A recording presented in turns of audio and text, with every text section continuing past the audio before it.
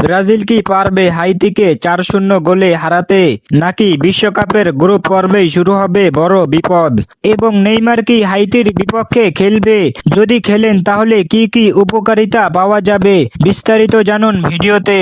বিশ্বকাপ শুরু হওয়ার পর থেকেই ব্রাজিল সমর্থকদের কপালে চিন্তার ভাঁজ, কারণ প্রথম ম্যাচে প্রত্যাশা অনুযায়ী ফল না আসায় এখন গ্রুপ থেকে উঠতে হলে বড় জয়ের বিকল্প ব্রাজিলের সামনে এখন হাইতি। কাগজে কলমে দুর্বল দল হলেও বিশ্বকাপে কোনো প্রতিপক্ষকে হালকাভাবে নেওয়ার সুযোগ নেই, কারণ এবার আমরা দেখেছি ছোট ছোট দলও বড় বড় দলকে চমকে দিচ্ছে। সবচেয়ে বড় সমস্যা হলো ব্রাজিলের গ্রুপ। এখানে রয়েছে মরক্কো এবং স্কটল্যান্ডের মতো দুই কঠিন প্রতিপক্ষ। স্কটল্যান্ড যে কতটা শক্তিশালী তার প্রমাণ তারা ইতিমধ্যেই হাইতির বিপক্ষে পয়েন্ট নিয়ে দেখিয়েছে। ফলে গ্রুপ থেকে উঠতে হলে ব্রাজিলকে শুধু জিতলেই হবে না, গোল ব্যবধানও বাড়াতে হবে।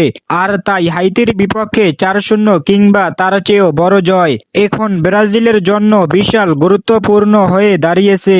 এদিকে আরেকটি বড় প্রশ্ন, নেইমার কি খেলবেন? ব্রাজিল সমর্থকদের চোখ এখন সেদিকেই, কারণ বড় ম্যাচে নেইমারের উপস্থিতি শুধু আক্রমণ ভাগ নয়, পুরো দলের আত্মবিশ্বাসই বাড়িয়ে দেয়। তবে যদি নেইমার মাঠে নামেন আর ভিনিসিয়াস, রাফিনহা ও ব্রাজিলের আক্রমণ ভাগ যদি নিজেদের সেরা ছন্দ আনতে পারে, তাহলে হাইতির জন্য কঠিন এক রাত অপেক্ষা করতে পারে।